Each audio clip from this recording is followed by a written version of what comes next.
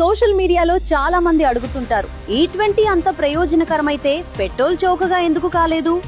అసలు నిజమేమిటంటే E20 ఉద్దేశం పెట్రోల్లు చౌకగా చేయడం కాదు, అంతర్జాతీయ క్రూడ్ ఆయిల్ ధరల తీవ్రత నుంచి భారత్ను కాపాడడమే.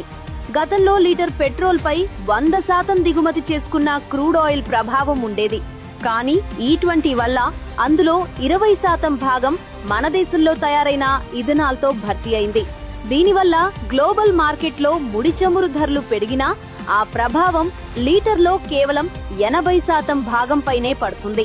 ఈ ఇథనాల్ బ్లెండింగ్ ద్వారా భారత్ ఇప్పటి వరకు 310 లక్షల మెట్రిక్ టన్నుల క్రూడ్ ఆయిల్ దిగుమతులను తగ్గించి 1.90 లక్షల కోట్ల రూపాయల విదేశీ మారకాన్ని ఆదా చేసింది. అందుకే 2022 నుంచి 2026 వరకు ప్రపంచ వ్యాప్తంగా పెట్రోల్ ధరలు 20% నుండి 40% వరకు పెరిగితే మన దేశంలో మాత్రం కేవలం 5.6% మాత్రమే పెరిగాయి. ఫైనల్ గా చెప్పేది ఏమిటంటే E20 ప్రయోజనం డిస్కౌంట్ ఇవ్వడం కాదు, దేశాన్ని ఇంధన ధరల షాక్ల నుంచి సురక్షితంగా ఉంచడమే.